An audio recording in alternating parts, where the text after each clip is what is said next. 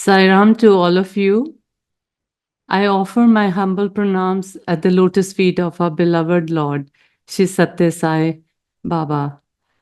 I'm extremely grateful to Swami for giving me this chance to speak to you all on the sacred occasion of Ladies' Day and express my love for our Lord. I sincerely pray to our dear Lord to speak through me today. Dear brothers and sisters and devotees of Bhagwan Shri Sathya Sai Baba, my heartfelt greetings to you on this special occasion. For the last 50 years, I've been with Swami, but Swami has been with me all my life, guiding me, holding my hand, and even carrying me as a child during my darkest moments. Like all of you, I've experienced countless miracles in my life.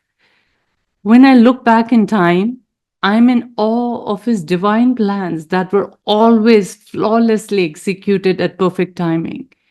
I'm eternally grateful for his unconditional love, grace, and precious teachings that have continued to transform me. Today, we gather, like Anu said, to honor and celebrate divine feminine, the Shakti, the essence of womanhood, which is a manifestation of God's love and strength. Our beloved Swami, Bhagwan Shri Sathya Sai Baba, established this Ladies' Day as a way to recognize the immense role of women in both family and society. Swami often reminds us that women are not only the anchors of their homes, but also the forerunners of virtue, wisdom, and compassion in the world. Swami teaches us that women are embodiments of Shakti, the divine power. He said, a mother is the very first teacher. She is the source of virtue and knowledge. In this role, women establish spiritual virtues by setting an example for their children, families, and society. Through their love, resilience, and selflessness, they show us the true path of Dharma, the path of righteousness. Today, I'm going to start my talk by honoring and celebrating 3 women who were instrumental in shaping my life. I'm going to start with my grandmother. My grandmother was embodiment of love and Shakti. When I think of Saima, I think of my grandmother. My grandmother became a widow at a very early age, and she had 4 kids at that time. My father was the oldest, and 3 younger kids. In 1947, August 47, for those of you who remember, India was divided into India and Pakistan. My grandmother lived in the part which was now declared Pakistan. This has happened so suddenly. My father was letting her know that she needs to move to Delhi because there were talks about partition, but she didn't believe him, and she said, no, I'm fine. And in the middle of the night, she had to flee her family home with just the clothes on her body with 3 little kids. They sat on the top of a freight train and they traveled to Delhi. In that rush, she did not take my father's address. She did not know where she was going. On the way, they witnessed violence and, brutal assault on women and children. It was a very traumatic experience for the 3 very young children and, of course, my grandmother.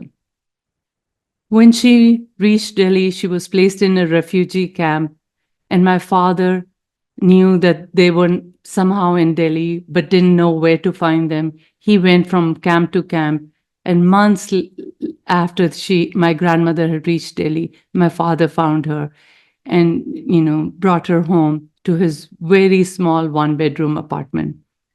My grandmother had to, adjust with 3 little kids. And she found out at that time that Indian government was asking all the refugees if they had any kind of documentation to come and get some kind of compensation. There were no insurances at that time. There was no FEMA. So she asked my father if he would help. And my father said, no, I don't think they are giving anything. I think it's a hoax. Anyhow, my grandmother with 3 little kids Remember, my grandmother was also not educated, found a way, went, stood in the lines, and she was, drew maps of her home. This is the stories I remember growing up. And a piece of land was allocated to my grandmother, which she sold and um, paid for her children's education and weddings. Anyhow, moving on, this I cannot emphasize how traumatic this experience was for my grandmother and my three uncles and aunts. But even after she lost all her wealth and home and all her worldly materials, just like that in a minute, she never complained. She remained happy, and she was in a good mood. It was an inspiration for us. She raised me and my two other sisters, and she gave us her unconditional love and instilled love for God in us. And she helped us, and me and my sisters and my uncle and aunt, to become very secure and resilient adults. And I have 5 grandkids now, and I try to give them the same unconditional love and instill the same good human values, just like my grandmother had done. I am witnessing her legacy being carried on. I can see myself, I can see my grandmother's reflection in me. So when I talk about how this unconditional love, which helped us to become secure and resilient adults, how this was passed on from generation to generation, I want to talk briefly about the studies which have been conducted over the years on attachment. And these studies have focused on when mother and child form a secure bond, especially during the age of 0 to 2, how that changes the neurobiology of the child's brain. This helps the child to become loving, secure, less anxious, emotionally intelligent, focused. When this bond is failed to form during that time period, these children I've seen and I've worked with them in school. They're the ones who have social problems. They have difficulty regulating their emotions. They have difficulty attending. And the reason I'm sharing with you is because when I learned about these attachment disorder studies and attending number of conferences, it used to be always on my mind that Saima gives us the same unconditional love. She is the one who makes us feel secure. And because of Saima in my life, I feel so safe. And I would wonder if a child who failed to form that bond with the mother in their early childhood, when they form bond with God, does that change the neurobiology of the brain? And all that was always on my mind, and I would wonder. And one time I was attending a conference at UCLA, and Dr. Daniel Siegel, who is a pioneer in these studies, was presenting. And during break time, since this was bothering me, it was always on my mind. Swami made it happen. I came right across face to face with Dr. Daniel Siegel, and I asked him, Dr. Siegel, do you have a minute? Can I ask you a quick question? Of course, I was afraid to ask him in thousands of people in the conference hall, but Swami made it happen. And I said, Dr. Siegel, does this neurobiology changes when you form that secure attachment with God? And he thought for a few seconds and he says, yes, sure. His voice echoes in my head. And wow, I got my answer. When devotees talk that they have been transformed when they came to Swami, Swami's love, unconditional love, and just when Swami says, why fear when I'm here, that's lifeline, the safety net changes the neurobiology of our brain, changes us to at a very deeper level. And the reason I'm bringing up this study right now and this example is when I'm talking about my grandmother who experienced trauma and my uncle and aunt experienced trauma. Studies have shown that when you experience trauma, like children who are experiencing in war zone right now, and they don't get the help they need, this trauma is carried on from generation to generation. But mother's love can stop the cycle of trauma. And my grandmother, with her love, stopped the cycle of trauma. She raised three beautiful, or four, I'm sorry, children and grandchildren who are safe and secure. And I am so grateful to Swami that with his love, it continues to transform me and all the devotees around the world, so we don't carry that pain to another generation.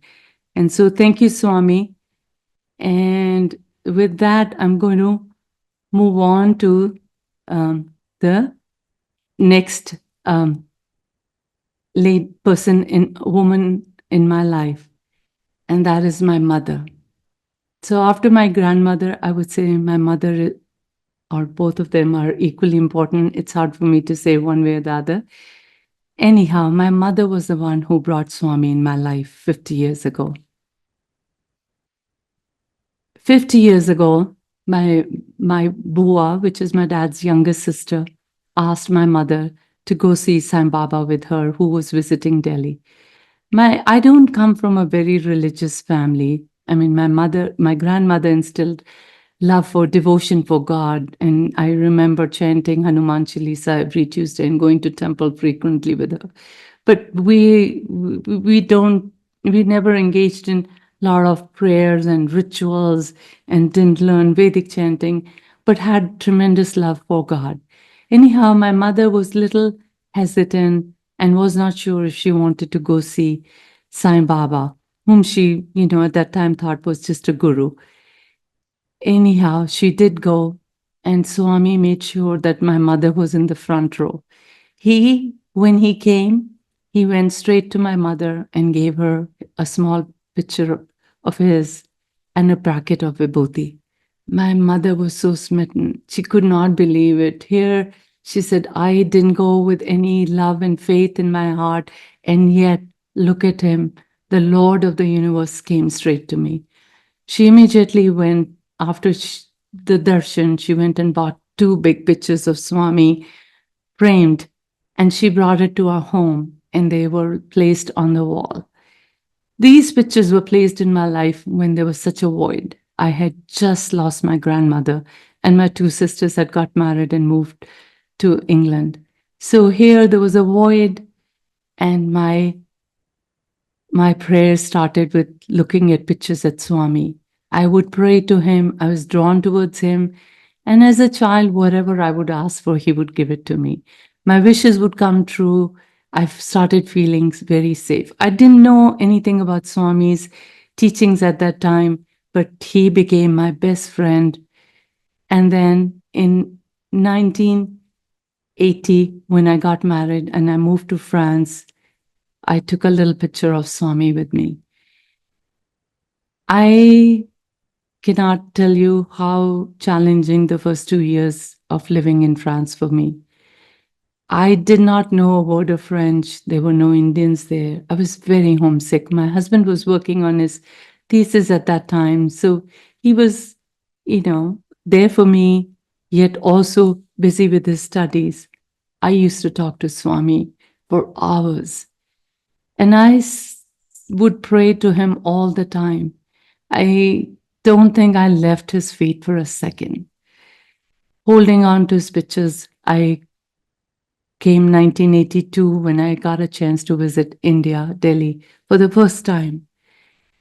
And when I was in Delhi, I had just reached Delhi. The same Bua, my same aunt who had taken my mother to Sai Baba, came and said, guess what? Sai Baba is in Delhi. I could not believe my ears. I mean, he was with me every day in France. And here I'm in Delhi and he's come to visit me. And I wanted to go see him, of course. I did go with my mother and my Bua. I stood at the back. This was at it was a private school. There was a very small group of devotees, maybe 300-400. Swami gave a discourse and I stood at the back. And I cried and I sobbed and I sobbed, as if a child saw his mother or her mother after a long separation. I could not believe. And if you ask me today, What did Swami say that day? I won't be able to tell you. Anyhow, going back to my mother always held on to Swami since Swami came in her life in 1974. She was an educator. In her job, she was extremely hardworking, dedicated educator for more than 60 years.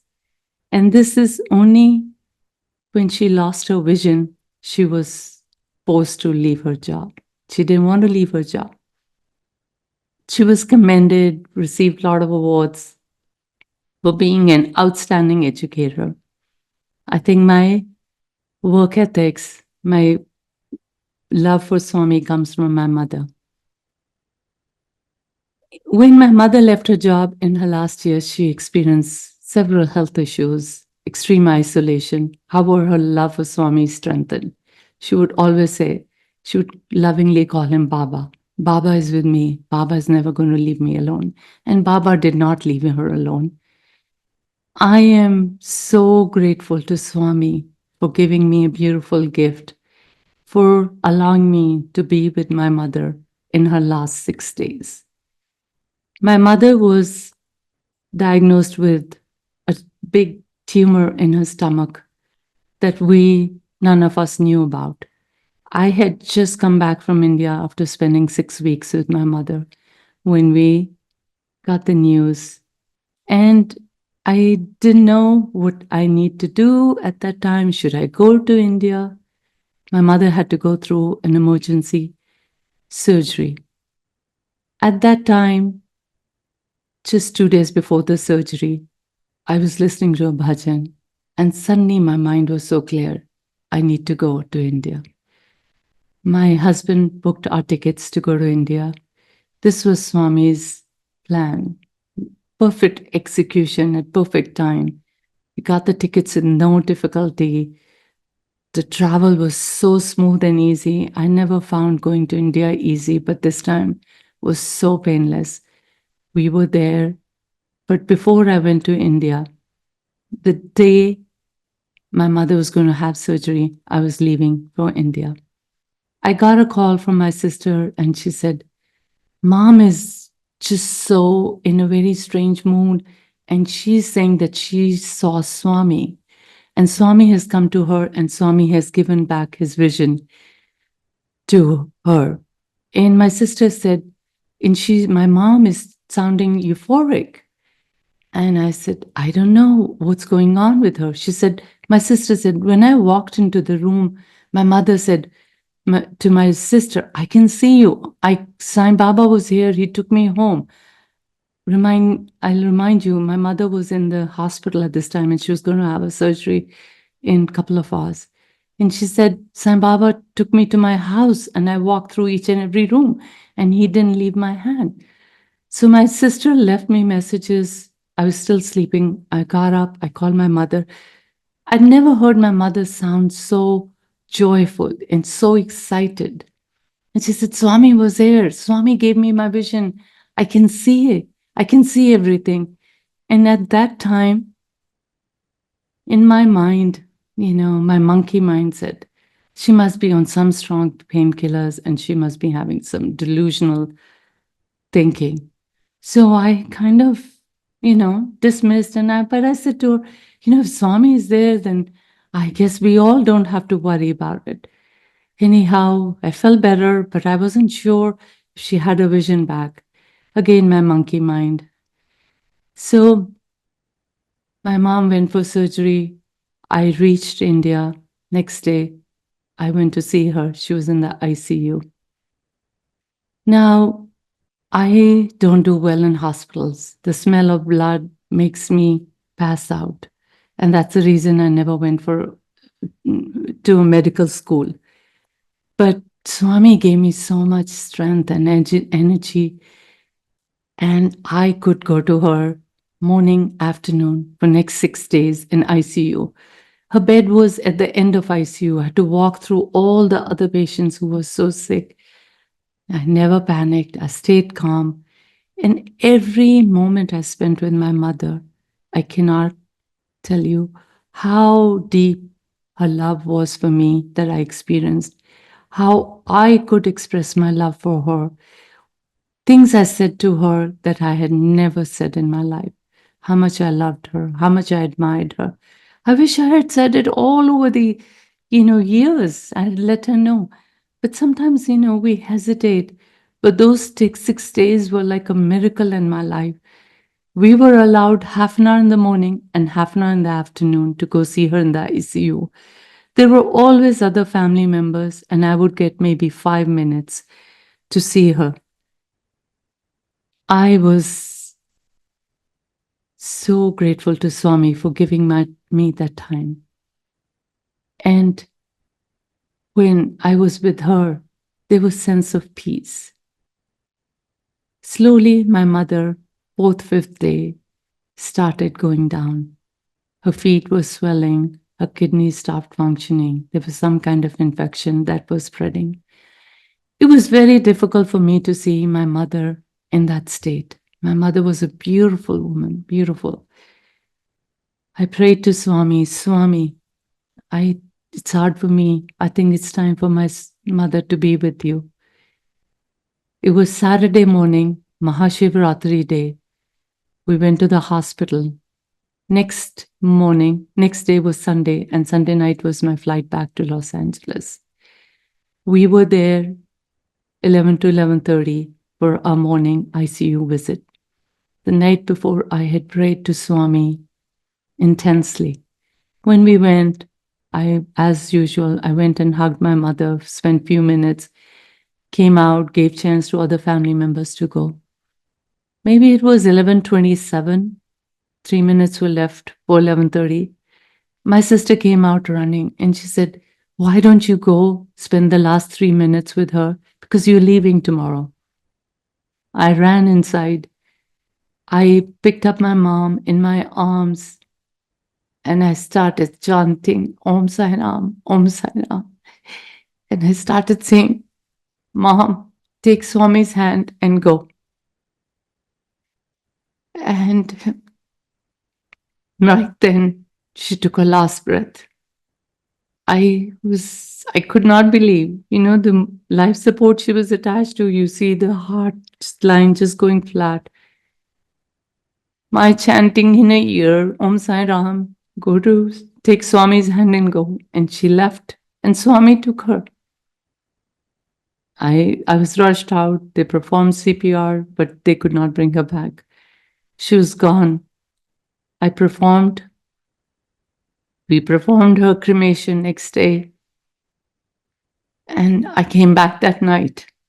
When I came back, I came across studies which said that there is no scientific data, but often people say that they see God and loved one just before they die. There's a lot of anecdotal data to support that saying. And I was like, Swami, you actually came to my mom. And here I was doubting, and I was like, my monkey mind, saying, oh, it was my mother's delusional thinking. But anyhow, so grateful to Swami for all the lessons he's taught me over the years. From my mother, like I said, I learned to work hard, serve others. My mother was always serving the students she was serving, their parents. She would go above and beyond to make sure every child succeeds in her school. And her trust in Swami. When my father passed away, she lived for many years all alone.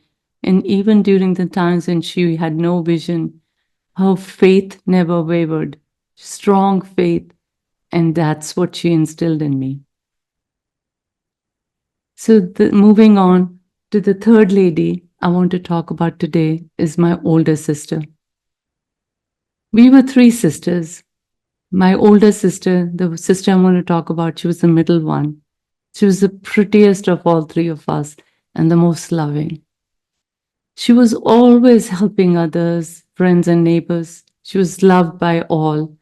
I never saw her get angry at anybody, always calm, very God-loving. My sister's brother-in-law was head of the police in the state of Andhra Pradesh, where Puttaparthi is located. Because of her brother-in-law, I was fortunate for the trips I made to Puttaparthi. I was I was given a chance to sit up front because of being part of his family. He had done security for Swami's room, and the police station, everybody knew that I belong to additional superintendent of police family. In 1996, I went to Puttaparthi. This is the first time I went with my family. I had gone before that, but this is the first time I went with my children. This trip was full of miracles. During this trip, Swami showered us with his grace, blessings, and Pad Namaskar. The first day I was there, Swami came and he looked straight into my eyes. Now, he's looked at me many times and he's looked into my eyes. On this particular day, we held the eye contact for like maybe a second or two, but I felt energy flow from him to me. The last day, we were sitting again in the front row and Swami came straight to us, stood in front of us. And the lady who was sitting next to me and said, Swami, Pad Namaskar. And Swami nodded his head. And we all took his Pad Namaskar. Me and my daughter, we were sitting on the lady's side. We came back filled with bliss and gratitude.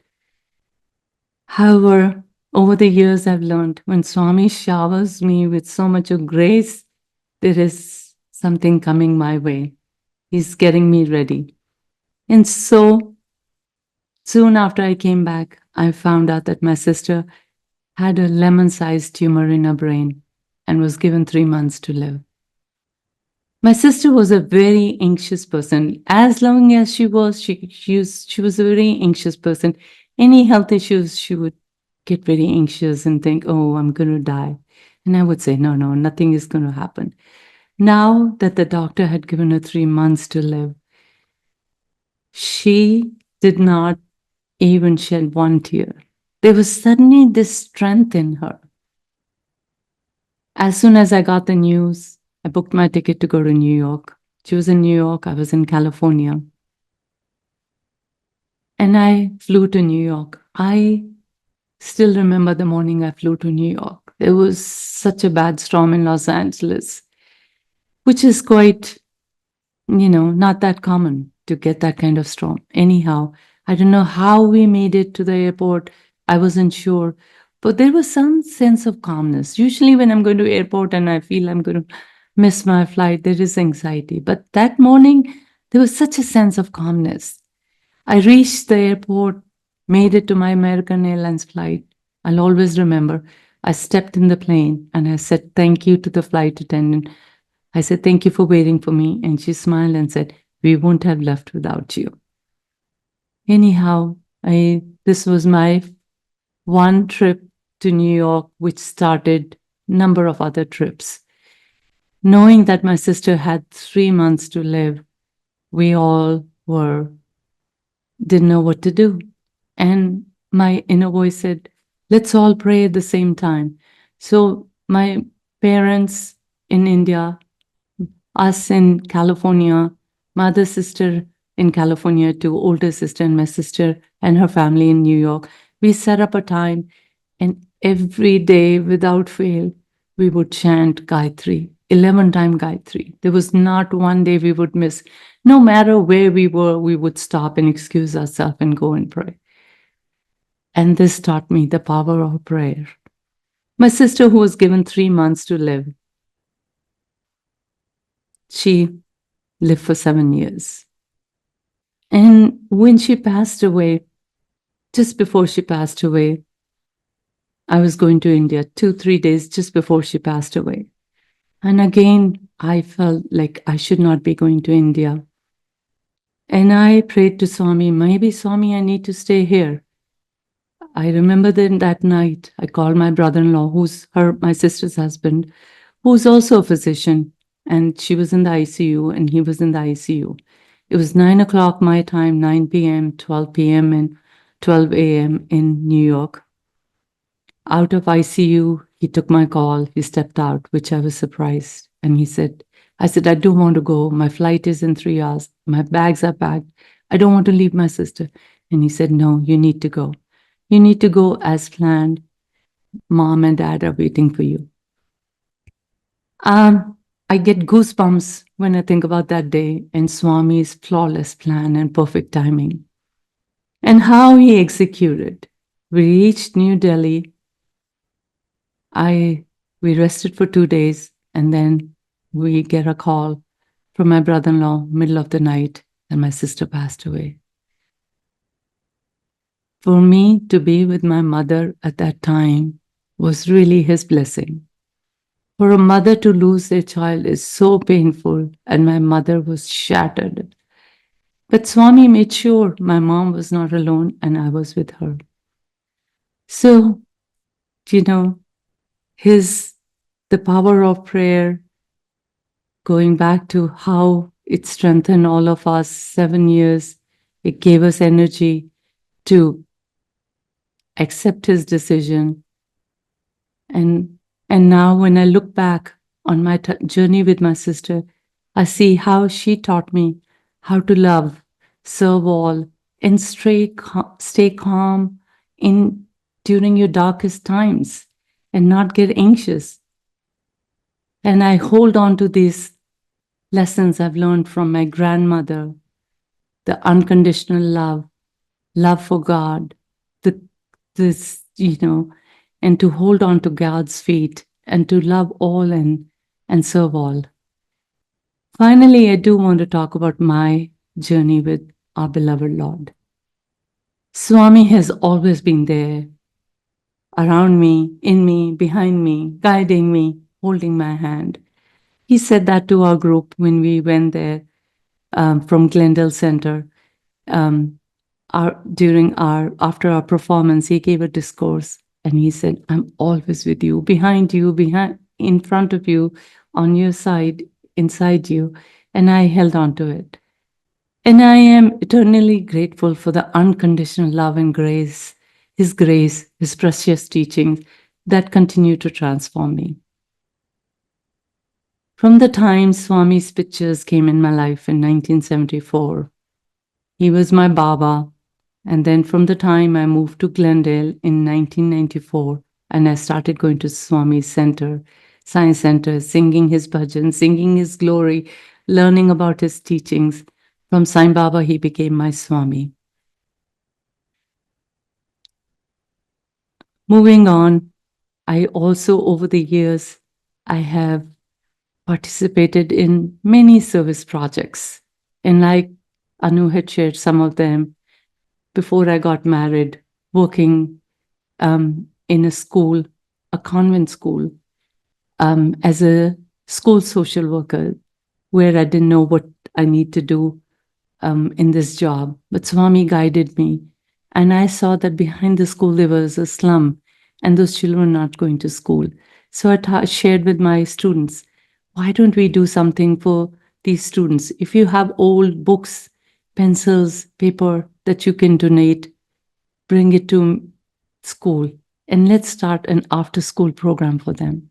And you would not believe, I still remember when I remember my office in that convent school. My office was flooded with paper, pencils, books, and we started with a group of students. We started teaching these students who were living in slums, who had never been to school. And this was Swami's hand, and I had nothing to do with it. So when I moved to USA, I still remembered the experience I had as a school social worker. At this time, I started exploring the chances of working as a school counselor because there wasn't a school social worker position in Los Angeles. Maybe in other states they are. So I was in school counseling program when one of my professors encouraged me to join educational psychology program, master's in educational psychology. I didn't know anything about it, but Swami's hand in it. Again, Was the first Indian to be enrolled, and I wouldn't be surprised if I was the first immigrant. This is, I'm talking about 1980s. There were not that many people in Indians in education or immigrants in education. And when I think about my journey as a school psychologist, I see Swami's imprint everywhere. When I finished my master's, I first started working with Los Angeles County Office of Education. I was placed with children with severe emotional and behavior disorders. I did not know anything about them. I didn't think I was competent to work with them, but Swami had placed me. I remember Brother Ved Narayan. He sings Vedic chants in Prashanti Nilayam every morning and afternoon before the darshan. And he had said that Swami asked him to become a Sanskrit teacher when he was not well versed in Sanskrit. But Swami helped him at every step. Similarly, in my job, I did not know anything about children with schizophrenia, psychosis, or severe autism, but he walked me, he held my hand, and he guided me. And I was, little by little, I became very comfortable. My job became my seva. In every child, in every parent, I started seeing Swami. And from my job as a school psychologist, I was encouraged. I don't know what is the word I need to use. There was no aspirations. There was no desire to go up in my ladder. I was very happy with what I was doing. But Swami placed me as the director, as Anu had said. And as a director, you need to have knowledge about finance, because in special education, budget is a big thing. Government doesn't give you enough money, but it costs districts millions and billions of dollars to serve children with special education. You need to know the special education laws, because it's a litigious society, and often parents would file litigation against. They felt the child with special needs was not given the support services needed. And I lacked knowledge of finance, I lacked knowledge of special ed laws. But I do remember sitting in every meeting with my legal pad, taking notes, what the parents were sharing, what the professionals were sharing, and writing Om Sai Ram on the side, holding on to his feet. And I remember principal had told me when I accepted the job as a director, she said, "You are one brave woman." And I thought to myself, Swami, what are you getting me into?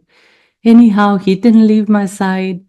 Words would come out of my mouth that I did not recognize, and people would commend me. Wow, you handled so well. Oh, you spoke beautifully. It wasn't me. I'm not here to brag, but I'm just here to say that when you pray, Swami uses you as an instrument.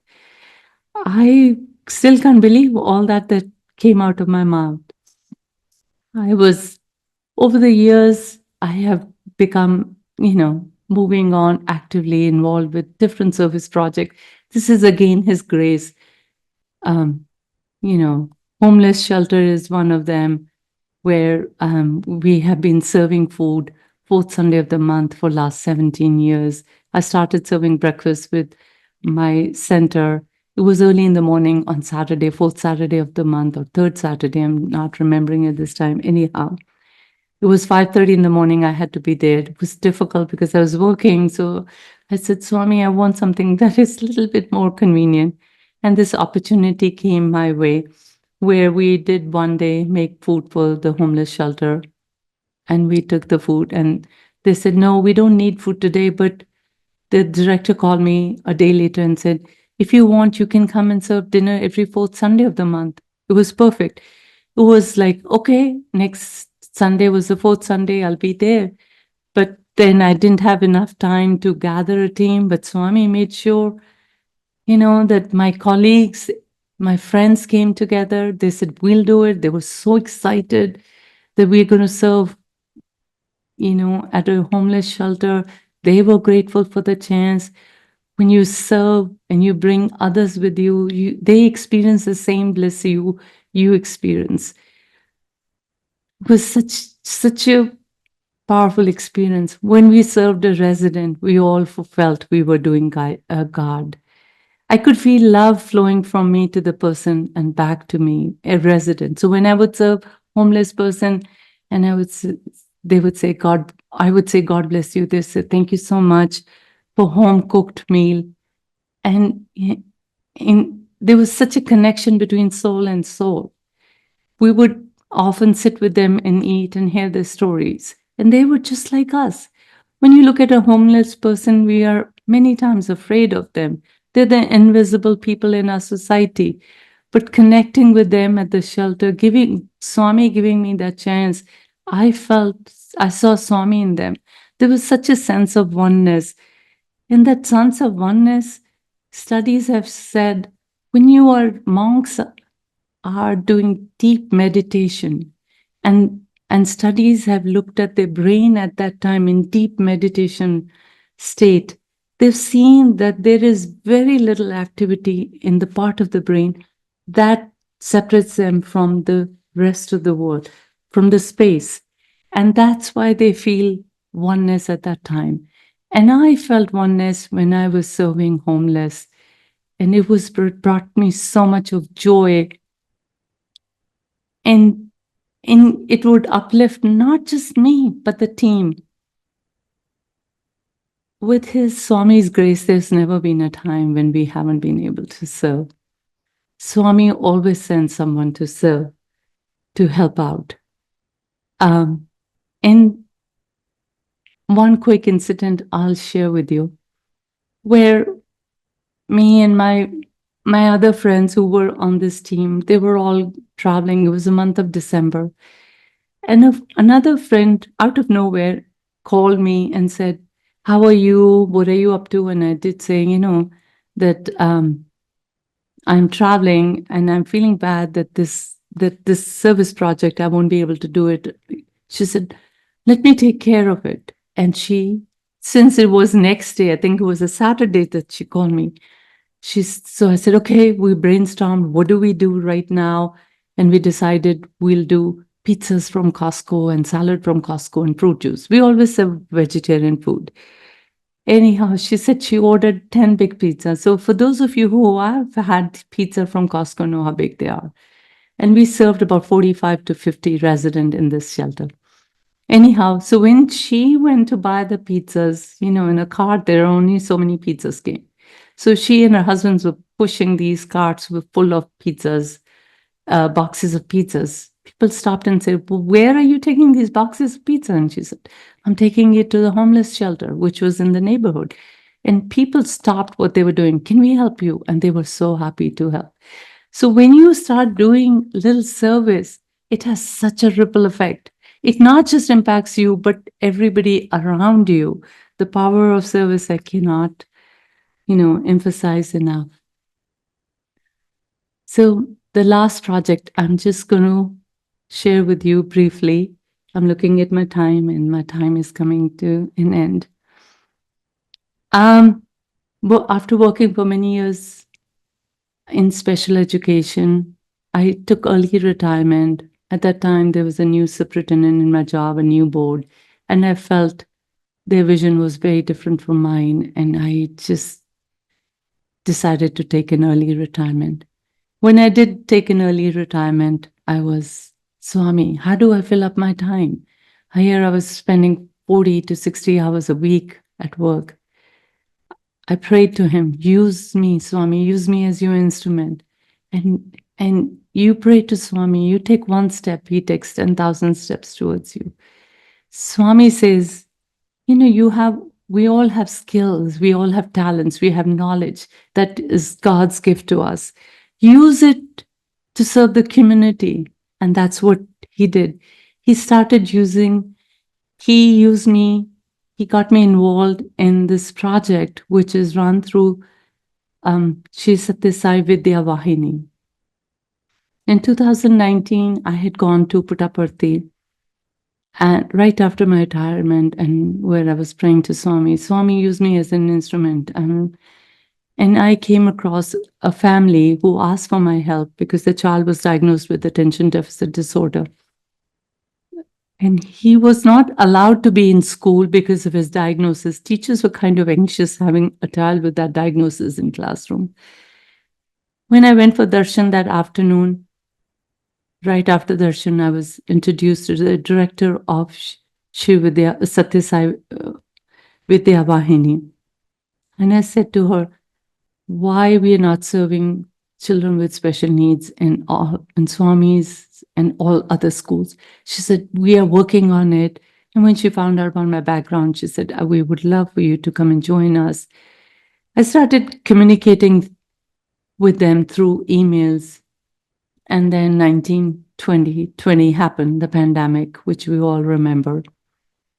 Because at that time, we were talking about my going to Puttaparthi and, helping them develop the program.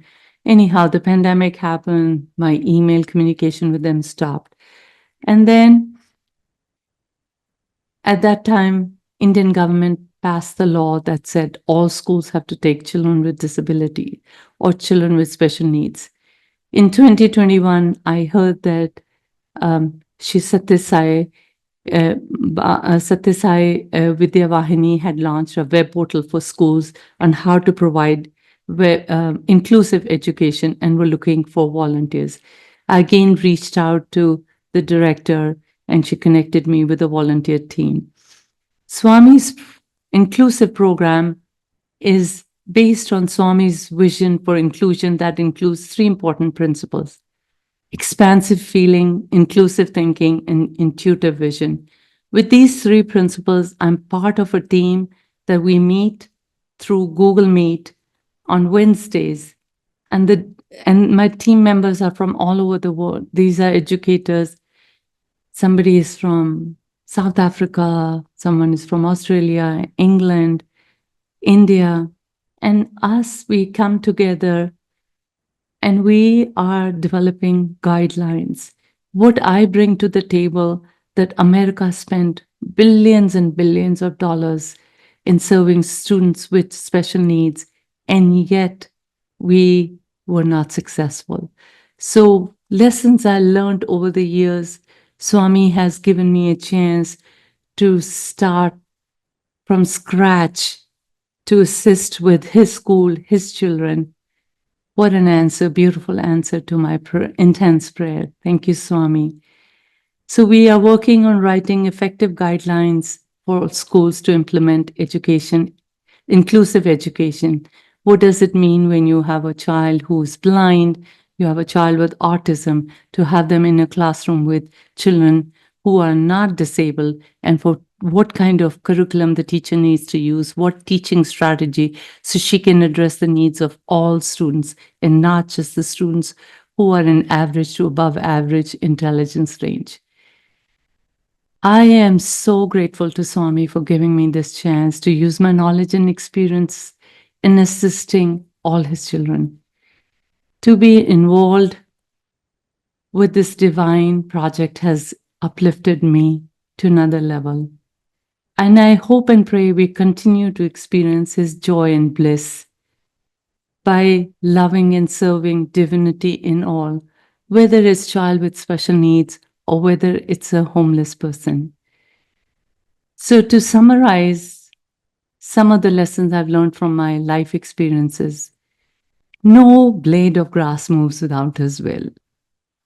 I am learning to accept extreme successes and extreme failures in my life, knowing that he's the one who designs all outcomes. He puts me up and he brings me down, and he takes me up again, and I continue to go on this joyride with my Lord. Everything happens for my good, even though it doesn't feel that way at that moment. But when I reflect, I see the lessons he was trying to teach me. Another important lesson, when I surrender to our Lord, he does what is in the best interest, in my best interest. I can't see everything, but he knows what's in my best interest. And when I take one step towards him, he takes 10,000 steps towards me. Seva is the easiest way for me to connect with my Lord, as Seva fulfills me, uplifts me, gives me a purpose, puts me in a state of bliss, and gets me out of my low moments.